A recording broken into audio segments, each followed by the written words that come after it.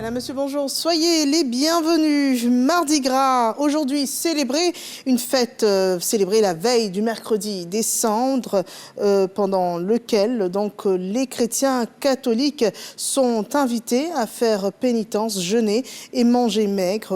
Mercredi des cendres qui ouvre la période donc de carême chrétien. Le Mardi Gras est donc le dernier jour gras avant les 47 jours qui le séparent de la célébration de la Pâque. C'est une journée festive marquée par des processions déguisées pendant laquelle on mange à foison des produits riches avant donc la période de privation du carême, période liturgique de dévotion à Dieu. Et c'est en cette période qu'est lancée la foire nationale de l'emploi et du recrutement en Côte d'Ivoire, un projet porté par le ministère de la promotion de la jeunesse, de l'emploi et du service civique. Une première édition, un cadre efficace pour favoriser l'accès à l'emploi, à la formation, mais aussi au financement des projets entrepreneuriaux. 5 jours durant, les demandeurs d'emploi, de stage et porteurs de projets auront toutes les opportunités qu'il faut d'insertion professionnelle. L'ouverture a eu lieu hier au Palais de la Culture de Trècheville. Il est donc ouvert pour 5 jours. Vous êtes tous invités à participer à ce grand événement, cette foire de l'emploi et du recrutement. L'actualité en Côte d'Ivoire, c'est aussi cette fermeture annoncée du pont Ado tous les week-ends du mois de mars. Le pont Ado, le 5e d'Abidjan, un pont qui relie la commune de Cocody à celle du plateau, sera fermé donc à la circulation pendant 4 week-ends, maximum de 22 h le vendredi à 4 h du matin le lundi suivant. Une fermeture pas pour défection de l'ouvrage dont la qualité est testée positive pendant 1 an, mais uniquement pour des travaux de nettoyage avant la remise définitive du pont Ado par son constructeur à l'État de Côte d'Ivoire. Conclusion d'un entretien qui a eu lieu hier entre le ministre de l'Équipement et de l'Entretien routier et l'entreprise en charge des travaux. Plus de détails vous sera donné au cours de nos prochaines éditions. Et puis, l'autre actualité en Côte d'Ivoire, c'est cette prestation de serment par des étudiants de l'INFAS, la 3e promotion des inspecteurs de soins en Côte d'Ivoire, qui a prêté serment le 26 février dernier au plateau. Le reportage de Marina Manzan et Amidira Souba.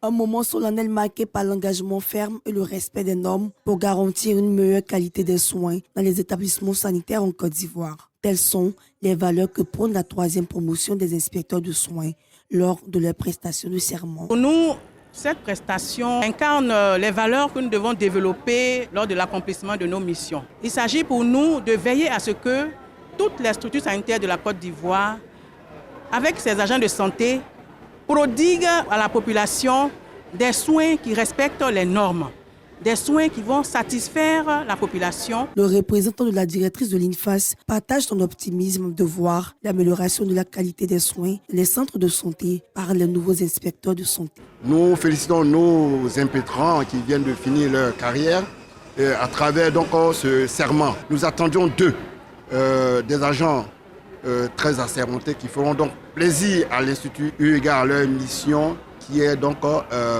consacrée à la qualité, au contrôle des soins. Ces inspecteurs de soins sont formés pour améliorer la qualité de nos services.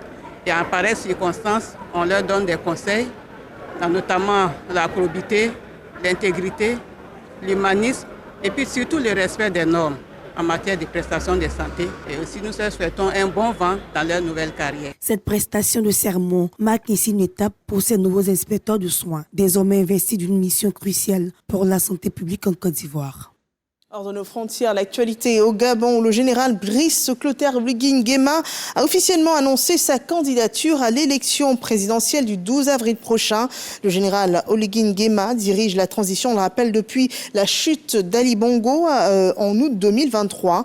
Il promet de poursuivre la renaissance du Gabon entamée pendant sa présidence transitoire. Dans son discours d'investiture comme président de la transition début septembre 2023, le général Nguema Obama avait promis de rendre le pouvoir aux civils par l'organisation d'élections crédibles et transparentes.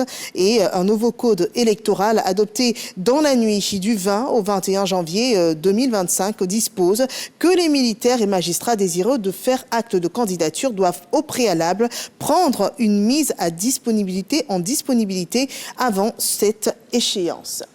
Sur le continent européen, la défense européenne se prépare et la présidente de la Commission européenne, Ursula von der Leyen, a dévoilé ses plans pour mobiliser près de 800 milliards d'euros.